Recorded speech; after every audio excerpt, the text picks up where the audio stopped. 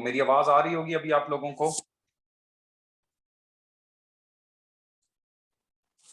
मैं अभी जहां पे कल एमसीक्यू छोड़ा था 40 से उससे आगे जा रहे हैं और उससे आगे हम डिस्कस करेंगे। मेरा ख्याल में 40 या 41 पे हम पहुंचे हुए थे और उससे आगे हम अभी चलेंगे। तो 41 को दोबारा कर लेते हैं। Real GDP is equal to, अब ये चीज हम पहले क्योंकि कर चुके हैं, 2-3 दफा आ चुका है ये, बस रिपीटेडली फॉर्मूला आ रहा है, तो ये आपने किया था मेरे ख्याल में, कल कर लिया था। Steady state level is a situation where change in capital stock is equal to 0। ठीक है जी, तो ये आप लोगों ने उधर पढ़ा भी होगा। ठीक है जी, this would be the case. ये इन्वेस्टमेंट कर्व भी होता है, सेविंग कर्व भी होता है, एस एफ ऑफ के होता है। ठीक है जी, एस एफ ऑफ के वहां पे लिखा होता है, this is basically investment curve ना। और ये जो होता है इसे ब्रेक इवन इन्वेस्टमेंट कहते हैं। ठीक है, ये डिप्रिसिएशन लाइन भी होती है। जब हम डायनामिक जाते हैं ना सोलो ग्रोथ मॉडल में, तो इसके साथ दो चीजें और ऐड हो जाती हैं, पॉपुलेशन का कोफिशिएंट, एक शायद टेक्नोलॉजी का भी। तो दिस इज द केस। ये पॉइंट ऐसा है जो स्टेडी स्टेट है, this capital stock is steady state. अगर आप इससे पीछे हैं, स्टेडी स्टेट से पहले एमसीक्यू आ जाए तो कैपिटल स्टॉक राइज करेगा। स्टेडी स्टेट से आगे हैं तो आप वापस जाएंगे। दैट इज द पॉइंट के डेप्रिसिएशन ज्यादा है, इन्वेस्टमेंट कम है, तो हम ई पॉइंट की तरफ कन्वर्ज करेंगे। ये आपको बताता है स्टेडी स्टेट का इक्विलिब्रियम। ठीक है जी, तो ये मैंने ऐसे जस्ट रिवाइज इसलिए करा रहा हूँ ताकि आप लोगों ने अगर किया नहीं है तो जरा दोबारा से देख लेंगे। छोटी सी डायग्राम है।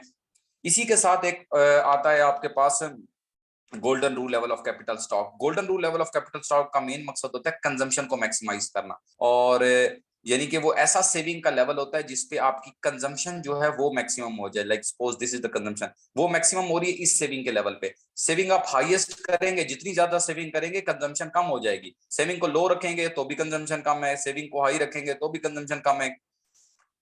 ये ऑप्टिमल लेवल ऑफ सेविंग जिसके ऊपर आप, यानी ऐसा ऑप्टिमल लेवल ऑफ सेविंग जिसके ऊपर कंजम्पशन मैक्सिमाइज हो जाए, उसे कहते हैं golden rule level of capital stock. तो इसकी डायग्राम हमने जरूर देखनी है। For example this is the depreciation line, now this is your output वाली लाइन, नॉट वो वाली, दिस इज योर वाई वाली लाइन, आउटपुट पर कैपिटा। ठीक है जी, ये जो गैप है जहां पर ये मैक्सिमम होता है, ये वाला जो गैप है, अगर आप देखें ना, इससे ये गैप कम है, यहाँ बढ़ता जा रहा है, ये मैक्सिमम है। जहां पे स्लोप ऑफ प्रोडक्शन फंक्शन जो कि एमपीके है और स्लोप ऑफ डेप्रिसिएशन लाइन ये इक्वल होती है, ये सिचुएशन है जिसको कहते हैं के गोल्ड। तो ये भी अपने जहन में रखना है। ठीक है, और इसी पे ही फिर बना दी जाती है, मैं लाइन ब्लू ड्रॉ कर देता हूँ, इसी पे ही फिर ड्रॉ कर दिया जाता है आपका इन्वेस्टमेंट का ये वाला। ठीक है जी, तो ये आपका कैपिटल स्टॉक बन जाता है। This capital stock is golden capital stock या K gold.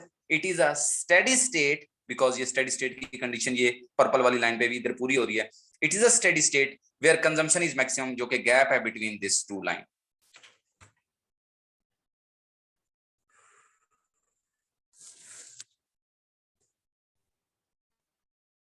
Phillips curve was presented, कल शायद मैंने बता दिया था 1958 है। Which one factor of production will cause cost push inflation? ये भी मैं बता चुका था ना, increase in wages.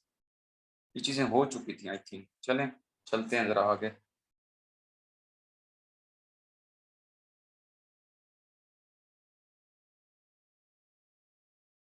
Next is if money supplies 4000, velocity of money is 2, output is 100, the price level is, तो ये मैंने आपको बताया था simple M V is equal to P Y करना है और आपके पास सोल्यूशन आ जाएगा। ठीक है जी, M V is equal to P Y में आपके पास सब कुछ है ना, एम है, वी है, 8000 हो गया, 4000 मल्टीप्लाई बाय 2, तो उसके बाद डिवाइड बाय वाई करना है, दैट इज 100, तो 8000 डिवाइड बाय 100 आपके पास 80 आंसर आता है। ये है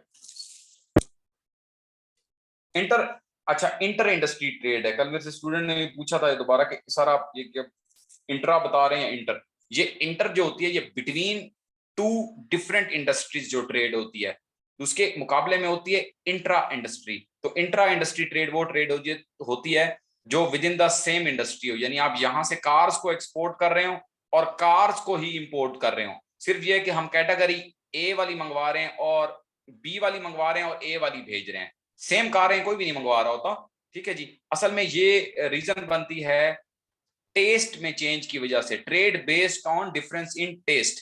ठीक है जी, मोहम्मद लकीरें लग रही हैं, मोहम्मद जो भी मोहम्मद है जरा स्क्रीन को कम हाथ लगाएं, ये सारी लकीरें आप लोगों की वजह से बन रही हैं। तो जो मोबाइल पे स्क्रीन लगाता है ना हाथ, यानी कि मोबाइल वाले हजरात भाईजान, तो उससे ये लाइंस लग जाती हैं, जैसे अभी ये ग्रीन वाली लाइंस कोई मोहम्मद है वो भाई लगा रहे हैं।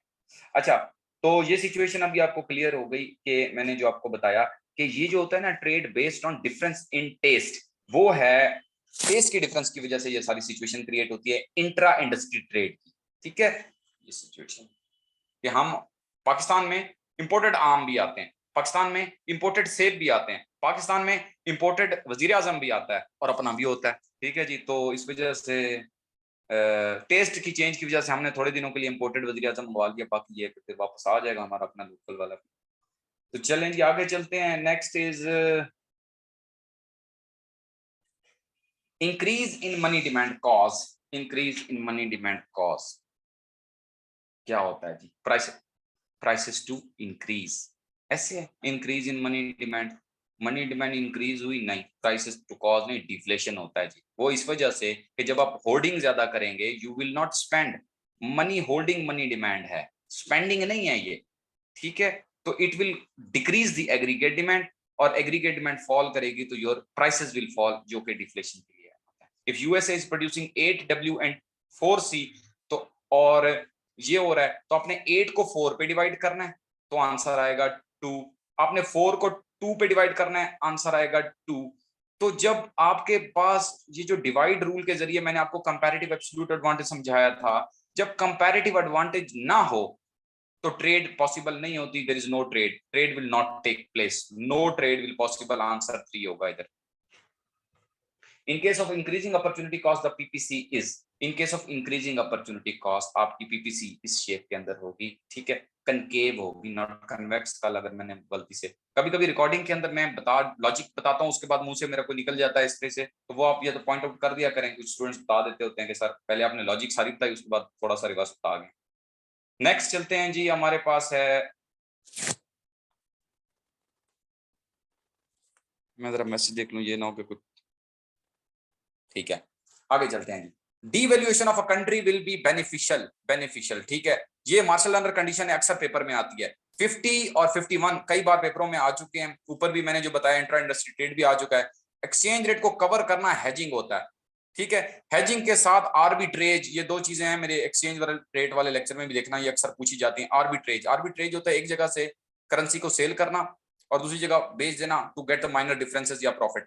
तो आर्बिट्रेज प्रोडक्ट का भी होता है, प्रोडक्ट में भी हो सकता है, करेंसी में भी हो सकता है, तो वो भी अपने जहन में रखना है आर्बिट्रेज। तो हेजिंग होता है एक्सचेंज रिस्क को कवर करना।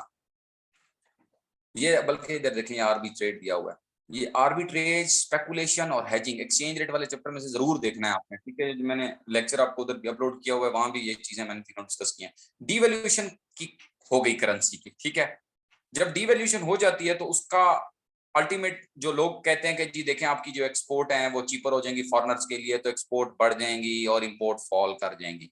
ये कुछ फैक्टर्स पे डिपेंड करता है, उनमें से एक फैक्टर मार्शल अंडर कंडीशन है, एक factor quality of the product है, और एक फैक्टर जे कर्व है। ये तीन फैक्टर्स हैं जो मेन मेन आपका ये डिसाइड करेंगे कि डीवैल्यूएशन की वजह से आपका बैलेंस ऑफ पेमेंट या बैलेंस ऑफ ट्रेड इंप्रूव होगा या नहीं। ठीक है जी, तीन। इधर मैंने सिर्फ एक ही पूछा हुआ है, अगर आपकी एक्सपोर्ट की प्राइस इलास्टिसिटी ग्रेटर देन 1 है, यानी इनमें से कोई एक भी अगर वो पूछ लेता है एक्सपोर्ट्स आर इलास्टिक, तो जैसे ही हमारी प्राइसेस फॉल करेंगी तो quantity demanded of our exported goods by the foreigners will rise more proportionate with fall in the price, तो इट विल बेनिफिट अस, हमारा बैलेंस ऑफ पेमेंट जो है वो इंप्रूव हो जाएगा। अच्छा, अगर दोनों चीजें दी हुई हो तो आपकी अगर इंपोर्ट भी इलास्टिक है तो जैसे ही इंपोर्ट की प्राइसेस राइज करेंगी तो क्या होगा, इंपोर्ट की प्राइसेस जैसे ही राइज करेंगी पाकिस्तानी कहेंगे वो ये तो बहुत ही महंगी हो गई है, तो बहुत ज्यादा उसकी डिमांड जो है वो फॉल कर जाएगी। ठीक है जी, तो ये सिचुएशन, तो इलास्टिक डिमांड जो है वो रोल प्ले करेगी डिमांड की भी, इंपोर्ट की, और इलास्टिक डिमांड ही रोल प्ले करती है एक्सपोर्ट की भी। तो दोनों का सम ग्रेटर देन 1 वैसे आपको आता है, लेकिन असल जो इसके पीछे इन्वॉल्व है वो बिहेवियर इन्वॉल्व है, हमारा इलास्टिक और उनका इलास्टिक। ग्रोइंग कंट्री में वर्स ऑफ विद ग्रोथ, ये स्टेटमेंट जो है ये डेफिनेशन है अमाइजराइजिंग ग्रोथ की, कि जब आप ग्रो करते हैं, एक्सेसिवली ग्रो कर जाते हैं तो आपकी प्राइसेस फॉल कर जाती हैं। आप देखिए पाकिस्तान में टमाटर बहुत ज्यादा ग्रो कर रहे हैं, आप आम ज्यादा ग्रो कर रहे हैं, कोई भी चीज जो प्राइस उसकी बहुत ज्यादा फॉल कर जाती है। तो फार्मर बेचारा कहते हैं कि पिछले साल ही अच्छा था, मेरी ग्रोथ इतनी नहीं हुई थी, मुझे प्राइस अच्छी मिल गई थी, ओवरऑल टोटल रेवेन्यू मेरा ज्यादा था। तो यहाँ पर जो भागवती ने पेश किया ना ये, ठीक है, जगजीत भागवती ने ये जो कॉन्सेप्ट दिया वो ये कहता है कि अगर आपका एक्सेसिव रिलायंस है किसी चीज के ऊपर, ठीक है, एक्सपोर्ट के ऊपर, सपोज उसने दी ब्राजील की एग्जांपल और उसमें मेरे ख्याल है कॉफी की एग्जांपल दी हुई है बुक के अंदर, तो वो कॉफी की एक्सपोर्ट करता है ब्राजील सबसे ज्यादा। तो क्या हुआ कि अगर ये ग्रोथ हो जाती है, ये कॉफी बहुत ज्यादा प्रोड्यूस कर देते हैं, और कंट्रीज को भी पता है जो कॉफी परचेजर है कि भाई ये मजबूर है, उसने कॉफी बेच के ही गुजारा करना है, यानी 70% of the revenue of exports of Brazil comes from coffee suppose. तो वो बेचारा बड़ी बैड पोजीशन में होता है, बिकॉज अगर तो उसका वही डिमांड फॉल कर जाए उसकी प्रोडक्ट की, या कंट्रीज उसे ना लें, तो उसका जो मेन रेवेन्यू है वो फॉल कर जाएगा। जैसे पाकिस्तान की एग्रीकल्चर प्रोडक्ट्स हैं या स्पोर्ट्स की इंडस्ट्री है या यूरोप पे इन्हिसार है, तभी तो हम ब्लैकमेल हो जाते हैं आईएमएफ से भी और यूरोपियन कंट्रीज से एंड सो ऑन। तो जब आपका एक्सेसिव रिलायंस होता है और आपकी प्रोडक्ट की ग्रोथ भी होगी और उन्हें पता है कि इनकी चीजें बहुत ज्यादा प्रोड्यूस हो गई हैं, तो आपको पहले से बहुत कम प्राइस मिलती है, जिसकी वजह से आपका टर्म ऑफ ट्रेड फॉल कर जाता है और पहले से भी कम रेवेन्यू जनरेट होता है। A country has abundance of labour, ठीक है जी, a country has abundance of labour, then it would be what, भाई जिस कंट्री के अंदर लेबर ज्यादा उस कंट्री में वेज कम, ठीक है जी। अबंडेंस है लेबर की तो वेज कम और इंटरेस्ट रेट ज्यादा, ये situation of country has abundance of labour, then rate of interest is greater than wage rate. HO model was presented in I think ये वाला है, ये वाला 1933 जो है ना, वो डेट मेरे माइंड के अंदर आ रही है, आप फिर भी चेक कर लीजिएगा। नहीं 1919 आ रही है, 1933 आ रही है, नहीं 1933 में तो उसने बुक लिखी थी ओहलिन ने, inter regional and international trade book का नाम था, inter regional and international trade Ohlin की बुक थी। और तो फिर इसका मतलब है ये कि शायद 1917 है, आप एक दफा देख लीजिएगा, मैंने की भी शेयर की हुई है, मेरे जहन में इसकी एग्जैक्ट डेट नहीं है, की आपको सारे ग्रुप्स के अंदर शेयर हुई है। There are basically that core values, development आ गया तो 3 कोर वैल्यूज होती हैं, तीनों कोर वैल्यूज के आपको नाम आने चाहिए। मैं बता रहा हूँ मेरे डेवलपमेंट के लेक्चर में मैंने पहले बताया कि ये कोर वैल्यूज बहुत इंपॉर्टेंट है पेपर के पॉइंट ऑफ व्यू से, तो डेवलपमेंट में ये चीज देखनी है। If the rate of interest is below the critical rate, if the interest rate is below the critical rate of interest, ठीक है, ये स्पेकुलेटिव डिमांड फॉर मनी है, just like this is individual. तो आपका ये क्रिटिकल रेट ऑफ इंटरेस्ट है, अगर इससे रेट ऑफ इंटरेस्ट नीचे है, इसका मतलब उसने रेट ने कन्वर्ज करना है और ऊपर जाना है, ठीक है, इसका मतलब है कैपिटल लॉस होना है, ठीक है जी। इस कैपिटल लॉस से बचने के लिए लोग सारे का सारा ऑल कैश रखेंगे, ठीक है जी। तो कैपिटल लॉस होता है अगर आपका इंटरेस्ट रेट इस क्रिटिकल रेट से नीचे हो तो, सो इसलिए इसके नीचे सारे का सारा ऑल कैश होता है, ठीक है, और ऊपर होता है ऑल बॉन्ड, ये मैं पिछले टेस्ट में भी आपको एक्सप्लेन कर चुका था। Below the critical rate, the individual will hold all cash. 2.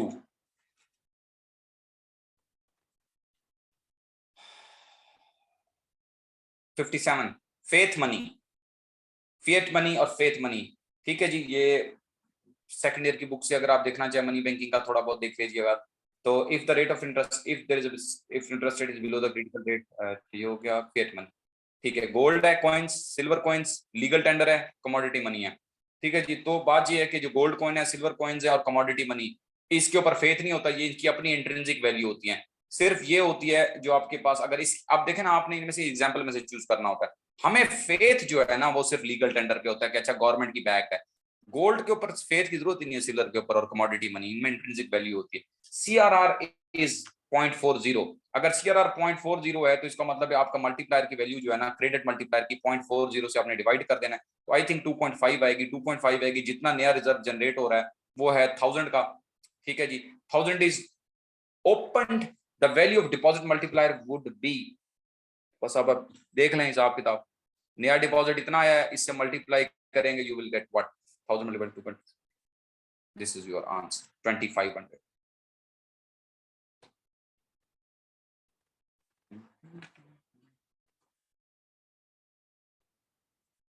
Genie coefficient never becomes, अब मैंने लिखा है जीनी कोफिशिएंट नेवर बिकम्स, तो नेवर बिकम्स, नेवर बिकम्स यहाँ पे लिखा हुआ है, एक मिनट थोड़ा सा इसमें जरा वापस ऊपर ले आऊं।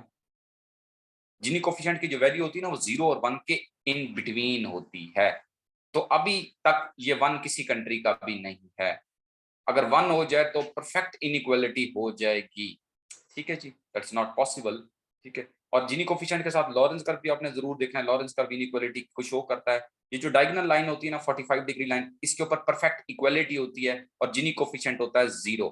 और अगर हमारी लॉरेंस कर्व ये हो जाए, यानी ये हॉरिजॉन्टल एक्सिस और दिस राइट साइड वाला वर्टिकल एक्सिस ये हो जाए लॉरेंस कर्व, तो आपकी जिनी कोफिशिएंट की वैल्यू 1 हो जाएगी। पॉसिबल नहीं है।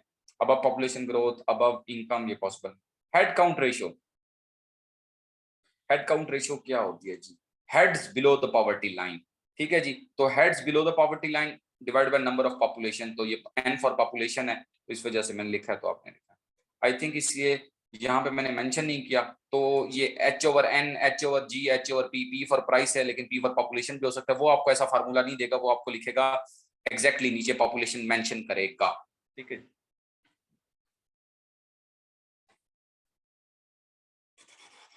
What type of currency issuing system is in Pakistan? Pakistan में कौन सा जो सिस्टम है करेंसी का, तो यूजली हमारा परसेंटेज रिजर्व सिस्टम यूज हो रहा होता है। ये सिस्टम जरूर देख लेने, fix fiduciary system, percentage reserve system. ठीक है जी, जो आपकी सेकंड ईयर की बुक के अंदर भी मेंशन है। अच्छा, ये ब्रेक इवन आ गया जी मैनेजरियल इकोनॉमिक्स से। ब्रेक इवन का फार्मूला आना चाहिए, ये ना मैनेजरियल इकोनॉमिक्स में अगर कोई यूनिक चीज है ना, तो वो इलास्टिसिटी की एप्लीकेशन है, या फिर जो है ना ये ब्रेक इवन होता है। तो ब्रेक इवन का फार्मूला होता है P total fix cost divided by P minus AVC. P minus AVC, P minus AVC को कंट्रीब्यूशन कहते हैं। ठीक है जी, क्या कहते हैं जी? कंट्रीब्यूशन कहते हैं। तो टोटल फिक्स कॉस्ट कितनी है? 200 है। एवरेज वेरिएबल कॉस्ट है 5, प्राइस है 10, तो 10 में से 5 करेंगे 5 आ जाएगा, 200 डिवाइड बाय 5 करेंगे तो आंसर 40 आ जाएगा। ठीक है, तो cross elasticity of demand between two unrelated goods जो है ना वो 0 होती है। अनरिलेटेड गुड्स में क्रॉस इलास्टिसिटी नहीं होती है। जस्ट गिव मी बस 20 सेकंड्स दे दें, या 30 सेकंड्स में 1 मिनट में आता हूँ पहले ही।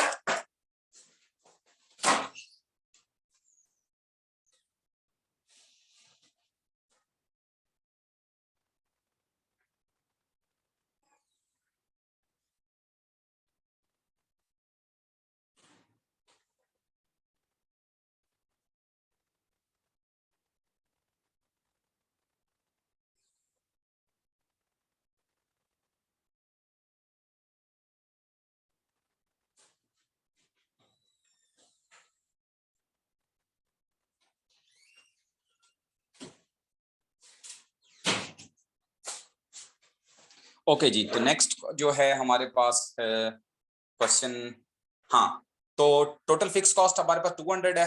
प्राइस में से एवरेज वेरिएबल कॉस्ट को माइनस करेंगे, इसे कंट्रीब्यूशन कहते हैं। ठीक है जी, मैंने इकोनॉमिक्स अगर नहीं पढ़ी तो P minus AVC contribution margin per unit कहते हैं, या बस इसी फार्मूले को याद कर लें। तो नीचे 5 200 डिवाइड बाय 5 करेंगे तो मेरा ख्याल ये, हाँ जी बिल्कुल ठीक है, 40 ही आएगा। सही है जी, तो नेक्स्ट चलते हैं जी। नेक्स्ट आपके पास है जी cross elasticity of demand unrelated good के दरमियान 0 होती है। ठीक है जी, नेक्स्ट है जी in Bertrand model firms fight on the basis of price reaction curve होते हैं इधर। ठीक है जी, तो इसके अगेंस्ट कौन सा मॉडल होता है? कॉर्नट मॉडल होता है। तो कॉर्नट मॉडल में जो फॉर्म्स फाइट कर रही होती है on the basis of output कर रही होती है, तो ये बर्ट्रैंड में प्राइस रिएक्शन कर्व्स होते हैं।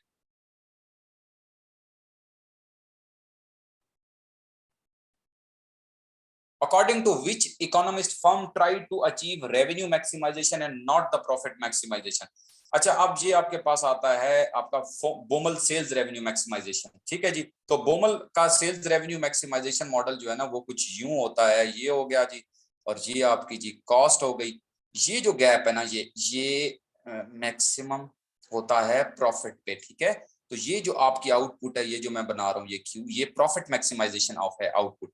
जहां पे आपका टोटल रेवेन्यू मैक्सिमाइज हो रहा है वो ये पॉइंट है। ठीक है, दिस इज Q2 कह लें इसे। अच्छा, अब होता ये है कि जो सेल्स रेवेन्यू मैक्सिमाइजेशन वाली फर्म होती है ना, वो अपने माइंड के अंदर ना एक मिनिमम एक्सेप्टेबल प्रॉफिट रख लेती है। अब वो कुछ यूं होगा कि ये मैं जो ब्लू लाइंस बना रहा हूँ ना, तो ये है जी आपके पास वो जोन जहां पे प्रॉफिट 0 है, यानी ये लॉस जोन है, ये आगे वाला लॉस जोन है। तो अगर मैं प्रॉफिट का कर्व बनाता हूं तो वो कुछ यूं आएगा, पीक पे आएगा एंड देन फॉल होना शुरू होगा एंड देन 0 होगा एंड सो ऑन। अब आप चेक करें, प्रॉफिट मैक्सिमाइज हो रहा है यहाँ पे। ठीक है, लेकिन फर्म कहां पे है? फर्म देखें इस जगह पे है जो सेल्स मैक्सिमाइजेशन वाली है, तो उसका प्रॉफिट ये वाला है, जो प्रॉफिट मैक्सिमाइजर है उसका प्रॉफिट ये वाला है। अगर आप इन दो लाइंस को अब आप कंपेयर करें तो ठीक है जी। तो मिनिमम एक्सेप्टेबल प्रॉफिट को देख के मेन ऑब्जेक्टिव क्या होगा फर्म का, वो होता है कि जी सेल्स मैक्सिमाइज हो। आज पाकिस्तान में क्या पूरी दुनिया के अंदर बहुत सारी फर्म्स का मेन ऑब्जेक्टिव जो है, मोर देन मैं कहता हूं कि 70 to 80% फर्म्स जो है वो प्रॉफिट से ज्यादा सेल्स मैक्सिमाइजेशन की बात करती हैं। ठीक है।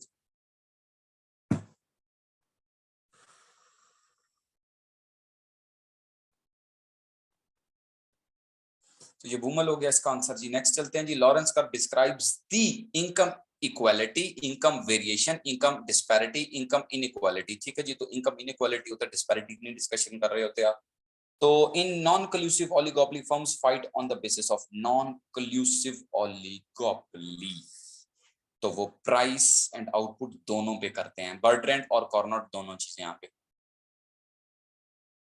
नेक्स्ट चलते हैं। Game theory is concern with what? Oligopoly, duopoly, monopolistic competition and so on. Oligopoly से रिलेटेड है गेम थ्योरी। फ्यू सेलर्स ही गेम खेलेंगे ना, मैनी सेलर्स आपस में क्या गेम खेलें।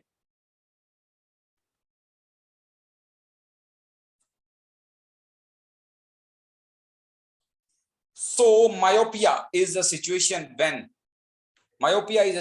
when firms do not learn from the past behavior। ठीक है जी। तो मायोपिया ये मोनोपोलिस्टिक कंपटीशन में आता है, कुछ बुक्स के अंदर होता है कि ये बीमारी है कि भाई पिछले एक्सपीरियंस से नहीं सीखते हैं जी जो लोग। ठीक है जी, ऐसे होता है। कुछ लोग ऐसे भी होते हैं, आप में से तो नहीं है सारे ऐसे, लेकिन बहुत सारे ऐसे हैं स्टूडेंट्स, आप में से कोई भी नहीं है ऐसा जो पास्ट एक्सपीरियंस से नहीं सीखते कि पिछली दफा भी आखिरी रात पढ़ना शुरू किया था, इस दफा भी 2 दिन पहले तैयारी शुरू की है, तो टाइम वेस्ट करते रहते हैं। ठीक है जी। तो इस वजह से ना हमें, बल्कि छोड़े पूरे पाकिस्तान में ही ऐसे स्टूडेंट्स जो है ना, जो सुबह को पेपर होता है ना, बस कहता है अल्लाह ताला बस मुझे 10 दिन और मिल जाते ना, मैं टॉपर बन जाता बोर्ड का। लेकिन क्या होता है, वो बस वो वाली बात है कि उनमें भी मायोपिया होता है। ये फर्म्स भी पास्ट बिहेवियर से लर्निंग करती हैं, और ये मेरे ख्याल में इनकी जो प्राइस वॉर्स होती हैं उससे भी एक सिचुएशन जनरेट होती है, तो इसलिए देख लीजिएगा। अ, अ, अ, अ, अ, ये है जी, firms do not learn from the past behaviour.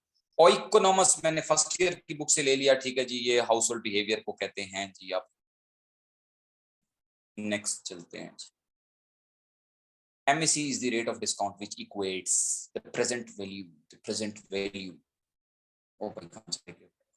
MAC is the rate of discount which equates the present value of annual income with the supply price. एक छोटा सा फार्मूला है ये। प्रेजेंट वैल्यू वाला जो फार्मूला मैंने जेरील में भी आता है, ये भी वही है। ठीक है जी। फ्यूचर में जितने पैसे आने हैं ना किसी एक मशीन से, वो मशीन की जो है ये सप्लाई प्राइस है। एक ट्रक के हमने ले लिया जी 5 लाख का, उससे जितनी भी एनुइटीज जनरेट होगी ना, 5 आती है, 5 साल उस ट्रक ने चलना है।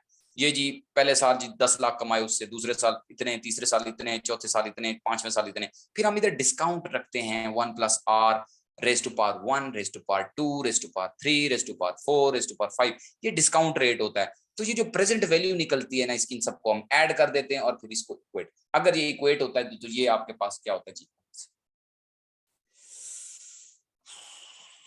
Fairness model explains how increased productivity in agriculture sector would benefit the manufacturing या इंडस्ट्रियल सेक्टर। तो जो फेयरनेस मॉडल है ना, वो मिलता जुलता है एक और मॉडल से, उसका नाम ही भूल गया मुझे। सेक्टर स्ट्रक्चरल ग्रोथ मॉडल, उसका नाम क्या था, बिल्कुल भूल गया हूँ। माइग्रेशन मॉडल भी था, चलें जी, माइंड से बिल्कुल भी आउट हो गया। उसका नाम था, चलें जी, नहीं है माइंड में। हालांकि बड़ा फेमस मॉडल है, मैंने वीडियो भी बनाई हुई है तो। लेकिन फेयरनेस मॉडल, ये दोनों ना मिलते जुलते मॉडल है। चले नहीं आ रहा माइंड में। अच्छा जी, tax to GDP ratio in Pakistan is, ठीक है जी। अब ये क्योंकि करंट स्टैटिस्टिक्स से आप देख लेंगे, बस ये है लो, ठीक है ना, बिलो 10% है, अराउंड 8 या 8.5 ऐसी कुछ होगी। ठीक है जी, इसको अपने देख लें। ये क्योंकि पुराना डाटा है, पुराना डाटा तो नहीं है वैसे, 2020-21 का डाटा तो वही का वही चल रहा है ना। तो जब भी आप डाटा सर्च किया करें ना, ये याद रखें, ये कल भी मैंने बताया था, ये इंडेक्स मंडी, इन्वेस्टमेंट, इन्वेस्टोपीडिया, ये फजूल चीजें इधर से नहीं देखना। Economic survey, world development indicator, यहाँ से आपने देखना है, या स्टेट बैंक की वेबसाइट। ये सोर्स जब नीचे है तो उसको आपने जो है ना वो मद्देनजर रखना है। तो ये अप्रॉक्स जो है ना इस स्टेज के ऊपर जो है ना आप देखिएगा तो ये 9 के अराउंड ही आएगी, कहीं भी वो वैल्यू एग्जैक्ट देख लीजिएगा। 74 devaluation of the currency will help to improve country's export. एक मिनट, ये क्या कर रही है, जस्ट इसको स्ट्रेट कर लें। ये अगेन मैंने लगता है भूल के दे दिया है ना, ये पहले भी आ चुका था तो ये दो दफा इधर आ गया। ठीक है, तो devaluation of a currency will help to improve countries exports if exports elasticity would be greater than 1। ठीक है जी, अब ग्रेटर देन 1 का मतलब इधर देखना है ग्रेटर देन 1 कहां पे है, तो ये 2 है तो हम ये कर रहे हैं। स्टैगफ्लेशन से क्या होता है, प्राइसेस भी बढ़ती है, अनएम्प्लॉयमेंट बढ़ती है। ये ठीक है जी, तो इसमें से और कोई ऑप्शन ही नहीं बचता था, recession plus inflation.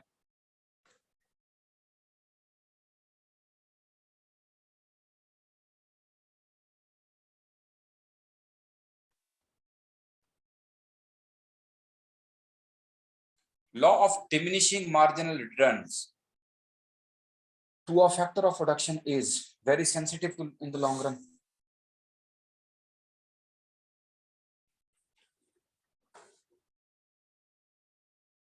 Law of diminishing margin return to a factor of production, ये law of variable proportion, very sensitive in the long run, not applicable in the short run, not applicable in the long run, both applicable in the long run and short run। कौन सा answer होगा जी बताएं जरा भाई। Law of variable proportion या law of diminishing margin utility होता ही जनाब, या डिमिनिशिंग रिटर्न्स होता ही शॉर्ट रन का है, तो जब शॉर्ट रन का होता है तो ये लॉन्ग रन में अप्लाई नहीं होता। इसलिए ये मैंने एमसीक्यू खुद ही बनाया था, मैंने कहा जरा टफ टफ सा बना दूं जरा। Not applicable in the long run. Linear downward sloping demand curve है, और इसके मिड पॉइंट पे क्या होती है, बच्चों वाली बात है, ये फर्स्ट ईयर सेकंड ईयर से पढ़ते आ रहे हैं कि इसके मिड पॉइंट पे इलास्टिसिटी इक्वल टू 1 होती है, इधर इलास्टिसिटी 0 होती है, इधर इलास्टिसिटी इंफिनिटी होती है, इधर ग्रेटर देन 1 होती है, और इधर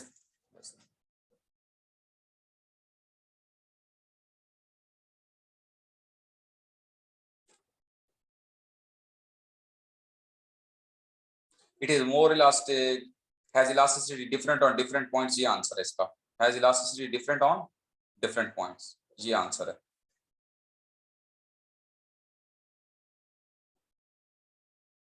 ये वाला। नेक्स्ट चलते हैं जी। 79 आ गया जी, ये आपके पास लॉरेंस कर्व।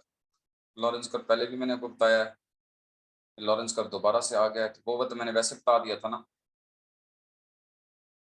हाँ जी, तो लॉरेंस कर्व क्या बता रहा है जी, लॉरेंस कर्व में पूछा गया है कि A B C D, if A is equal to 25, B C D is 75, ठीक है जी, तो and B C D is 100, what is true, what is true.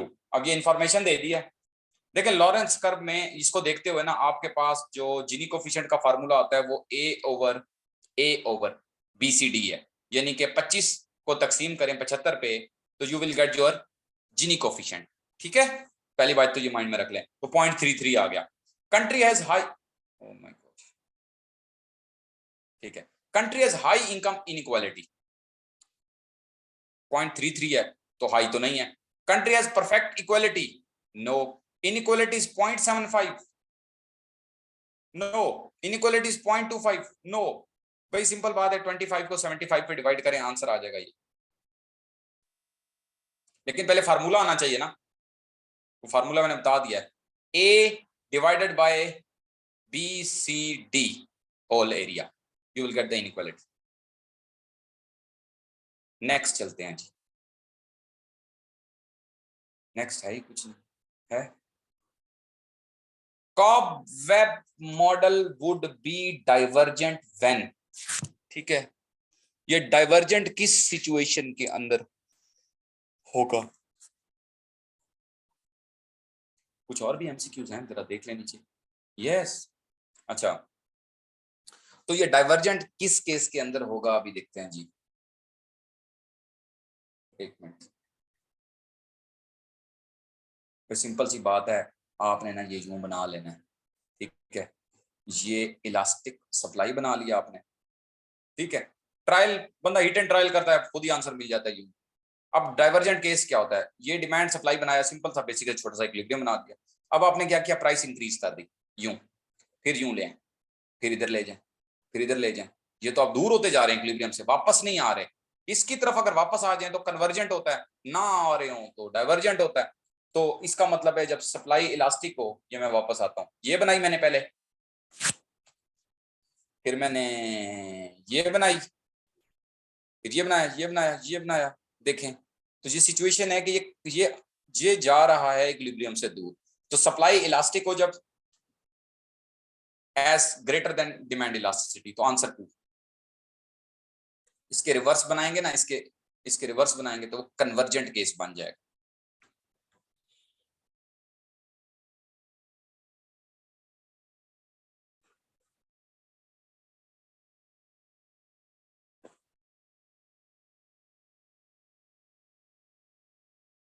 Next है specialisation in production can result in increase efficiency but also entails certain disadvantage including. Specialisation से क्या होगा, ठीक है बेनिफिट्स तो होते हैं, लेकिन उससे क्या होगा, ए जो बन रहा है ना वो है कि जब भी स्पेशलाइजेशन है तो उसका ड्रॉबैक ये होता है कि आप बोर होते हैं एक ही काम कर करके, तो this would B A. Decreasing in interdependence, ठीक है, reduction in the amount of surplus output, increase Reliance, ये सारे के सारे बेनिफिट हैं। ड्रॉबैक एक ही है, वो ये है। For trade to be mutually benefit what must be the relationship between terms of trade and each country's opportunity cost ratios. अब ये थोड़ा सा टफ है। Trade must be mutually benefit. What must be the relationship between terms of trade and each country's opportunity cost ratios? ठीक है, जिस चीज के अंदर आपकी अपॉर्चुनिटी कॉस्ट कम है ना, जिस चीज के अंदर आपकी अपॉर्चुनिटी कॉस्ट कम है ना, वो चीज आप प्रोड्यूस करेंगे, ठीक है, और जिसमें ज्यादा है वो आप नहीं करेंगे, वो इंपोर्ट कर लेंगे। पहले पहले तो ये माइंड में रखना है आपने। गल समझ आ गई? ठीक है जी। अब यहां पर आ गया ऑप्शन,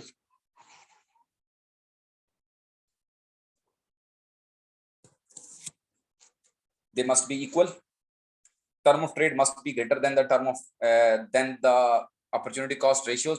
अब ये वैसे कैलकुलेशन है, मैं अभी कैलकुलेशन मेरे माइंड के अंदर नहीं है एक्चुअली, आंसर इसका भी मेरे माइंड के अंदर नहीं है कि एग्जैक्टली मैं किस तरह से इसको सॉल्व करूंगा, ये है सोल्यूशन से, ठीक है। तो ये अभी तो मैं नहीं समझा सकता इसको, term of trade must be greater than the opportunity cost ratio, की में मैंने इसका आंसर बी दिया हुआ है, ठीक है। अब वो मैंने तब कैलकुलेशन की होगी, मैंने आपको हिंट एक दिया है, हिंट, ठीक है। ये याद रखें कि if your term of trade is higher, ठीक है ना, term of trade is higher, there is a chance कि आपकी प्रोडक्ट की जो एक्सपोर्ट की प्राइसेस है वो ज्यादा हो और आपकी प्रोडक्ट की डिमांड ना हो। अपॉर्चुनिटी कॉस्ट आपकी लो होनी चाहिए, ठीक है जी। ये तो term of trade must be greater than the opportunity cost ratios, तो ये फिर कैलकुलेशन करनी पड़ेगी, यानी क्योंकि मैं इसमें को टेबल बनाऊं और टेबल बनाने के बाद फिर हम इसको करें, तो इस वजह से क्योंकि डाटा कोई ना कोई अज्यूम करना पड़ेगा, तो टफ वन है। मैं कह सकता हूँ कि ये एमसीक्यू बन सकता है इस तरीके से, तो इसमें फिर कैलकुलेशन या तुक्का छुक्के वाला सिस्टम चलेगा। तो अभी फिलहाल तो मैं नहीं करा, लेकिन ऐसे है कि मैं आप लोगों को ग्रुप के अंदर ना इसकी कुछ कैलकुलेशन करके शेयर कर दूंगा, आप लोग मुझे बता दीजिएगा तो मैं शेयर कर दूंगा। अभी क्योंकि वीडियो चल रही है और इसमें मैं रिकॉर्डिंग स्टॉप करके फिर कैलकुलेशन की तरफ जाऊं सोचूं, मुझे भी टाइम लग जाएगा। मार्केट्स डेवलप टू, एक मिनट, मार्केट्स डेवलप होती हैं, markets develop to avoid the use of rationing device, make sure individuals pay receive fair price, prevent marginal benefit from decline, and fourth one is economic transaction cost, ठीक है। market develops to avoid the use of rationing device, नहीं, rationing तो होती है ना जब shortage create हो जाती है ना, तो जब मैक्सिमम प्राइस होती है, तो मार्केट्स इसलिए नहीं डेवलप हुई। मेक श्योर इंडिविजुअल्स पे एंड रिसीव फेयर प्राइसेस, ये सिंपल आंसर है, ये क्लियर नजर भी आ रहा है कि मार्केट्स का ये फायदा होता है। अगर मार्केट्स ना हो ना तो इंडिविजुअल जो पे कर रहा है या जो रिसीव कर रहा है वो फेयर प्राइसेस नहीं होंगी, तो मार्केट डिसाइड करती है फेयरनेस, इसलिए बी आंसर है इसका। Next one, if a firm has a fixed amount of factory or office space, which of the following will happen as output expand?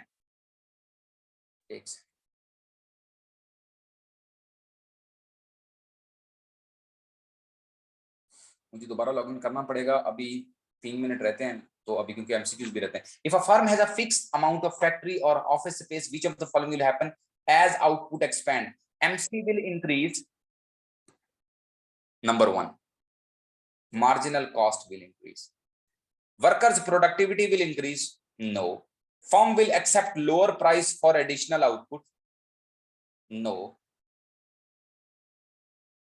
Opportunity cost of additional unit of output decline तो नहीं होनी, rise होनी है. तो देखें, if a firm has a fixed amount of factory और office space, which of the following will happen if the output expand? Additional unit को produce करने की जो कॉस्ट है वो इंक्रीज हो जाएगी. बाकी सारी चीजें इसके रिवर्स जा रही हैं.